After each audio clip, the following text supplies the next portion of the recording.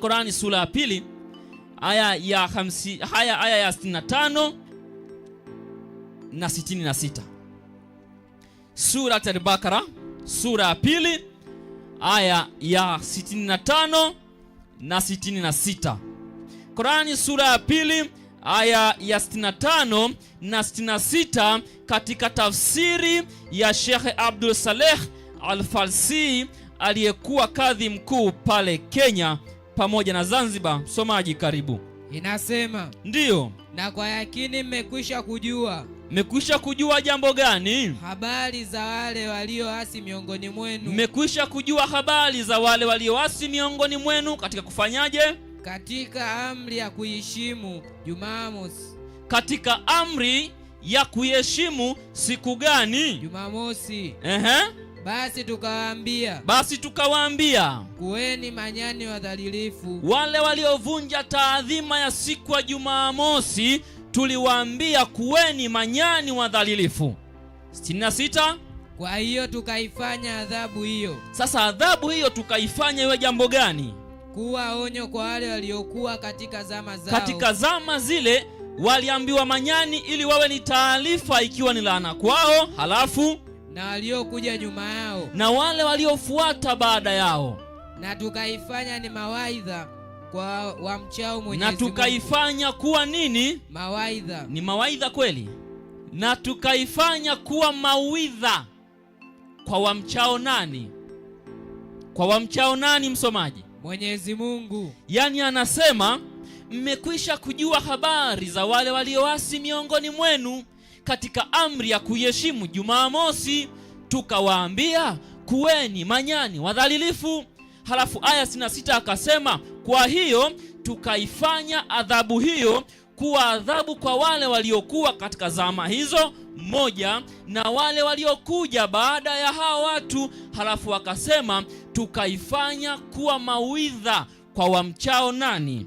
Mwenyezi Mungu. Yani mauidha kwa wamchao Mwenyezi Mungu ni kwa kuheshimu siku ya Jumamosi.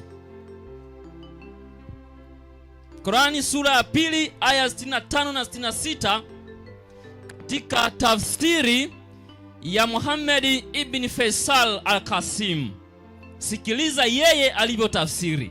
Inasema, ndiyo, na kwa yakini mlikwisha yajua ya wale miongoni mwenu walioivunja Sabato. Walioivunja Sabato siku ya mapumziko. Siku ya nini? Mapumziko. Halafu wakasemaje?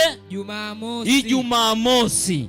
Waliambiwaje? Na tukawaambia. Ndipo yeye akasema tukawaambia kuweni manyani wadhalilifu. Ishia hapo. Yeye ambacho nakisema ni kwamba wakati Abdul Saleh Al-Falsi anasema mmekwisha kujua habari za wale walioasi katika amri ya kuheshimu Jumamosi, yeye huyu anasema katika amri ya kuheshimu siku ya Sabato, siku ya mapumziko, yaani siku gani? Jumamosi. Hakuna popote pale katika Qur'an ambapo utapata ushahidi wa kweli ya kwamba Ijumaa ilifanyika kuwa siku ya ibada.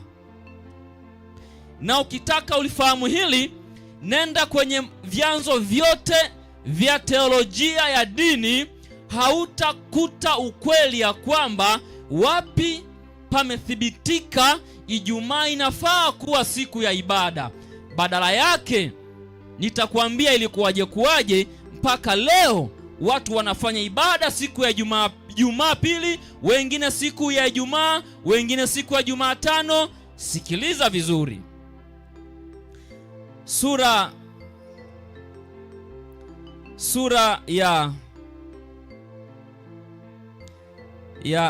hiyo nenda Qur'ani sura ya 4, halafu nenda aya ya 154 tena tusome ufafanuzi wake hapo chini kwenye kipengele C. Inasema na baada ya kutua katika hiyo, ndiyo, miji na vijiji vya Shamu. Walipofika katika miji na vijiji vya Shamu, waliambiwa waiadhimishe siku ya Jumamosi. Waliambiwa waadhimishe siku ya Jumamosi kwa kuifanya ni siku ya ibada tu. Yaani siku ya Jumamosi ilifanywa kuwa siku ya ibada tu. Lakini siku ya kufanya kazi si kwa kufanya kazi. Wakatiatia hila zao mpaka ikawa ni siku ya kazi. Mpaka ikawa siku ya nini? Ya kazi. Unayefuatilia mbali na karibu, fungua Qur'ani yako sura ya 4 aya 154. Ufafanuzi wake hapo chini kipengelesia nasema, walipoingia miji ya Sham, waliambiwa waadhimishe siku ya Jumamosi kuwa siku ya ibada tu, lakini wenyewe walitiatia hila zao mpaka ikawa siku ya nini? Ikawa siku ya kazi. Kwa hiyo leo unapoona katika ulimwengu wa dini ya kwamba watu wanafanya Jumamosi kazi, halafu wanafanya ibada siku ya Ijumaa, usipate tabu. Qur'ani yenyewe inasema wazi ya kwamba walitiatia hila zao ikawa siku ya nini? Ya kazi. Ikawa siku ya kazi, lakini tangu mwanzo haikuwa hivyo. Nenda sura ya 7 aya 160 na aya 63, aya 163 hadi 166.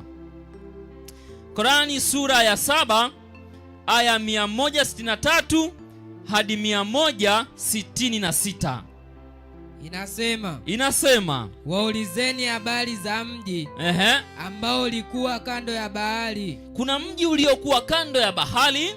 Watu wa mji huo ndio walipokuwa wakivunja sheria ya Jumamosi. Walikuwa wakivunja sharia ya nini? Jumamosi. Sharia gani hiyo? Endelea. Ambayo waliambiwa, sharia Jumamosi iliwaambia wasifanye kazi katika siku hiyo. Wasifanye kazi katika siku hiyo, wafanye ibada tu. Yaani Jumamosi ilikuwa ni kwa ajili ya ibada tu.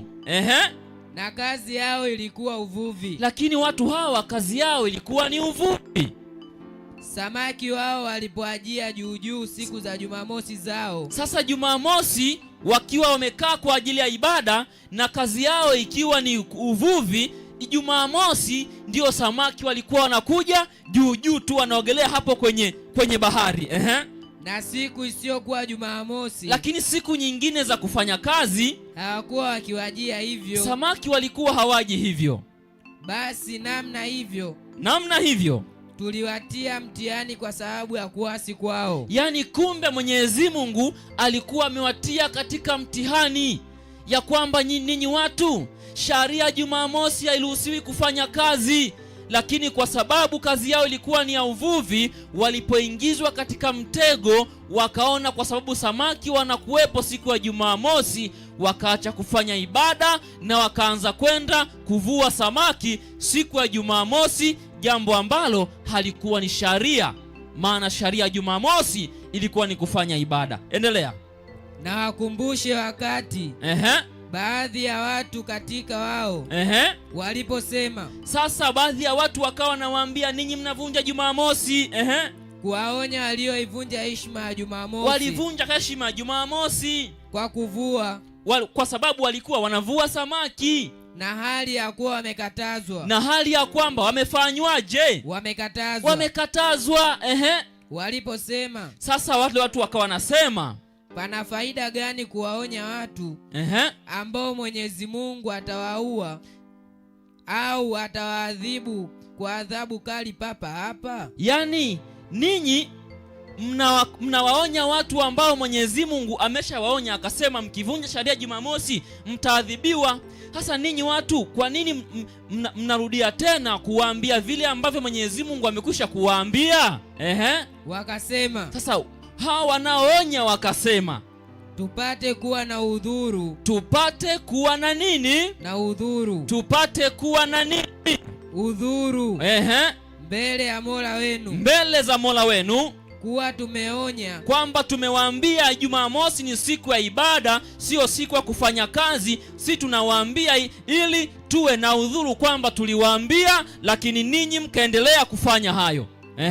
Lakini hatukusikilizwa. Lakini tuliwaambia ila walikataa, na huenda wakaogopa.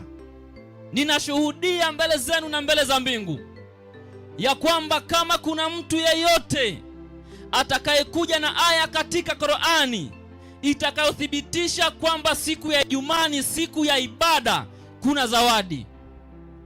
Maana yenyewe inasema katika siku ya Jumamosi ndiyo sharia litaka watu wafanye ibada, lakini walitiatia hila zao mpaka ikawa siku ya nini? Ikawa siku ya kazi. Siku ya Sabato, Ijumaa mosi, kwa mujibu wa Qur'ani ndiyo siku iliyowekwa kwa ajili ya ibada.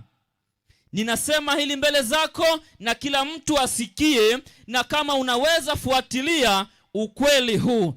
Hii ni hesabu iliyofunuliwa ndani ya Biblia na ndani ya Qur'ani ya kwamba siku ya kufanya ibada, siku ya Mwenyezi Mungu ni siku ya Yamul Sabit, siku ya Sabato. Haujakosea sana kusikiliza, wala Mwenyezi Mungu hajafanya vibaya kukufanya kuwa hai ili usikilize mawaidha haya. Fanya maamuzi ya kumwabudu Mwenyezi Mungu aliyesema tufanye ibada katika siku ya Sabato. Wa assalamu alaikum, kwa jina la Yesu, amin.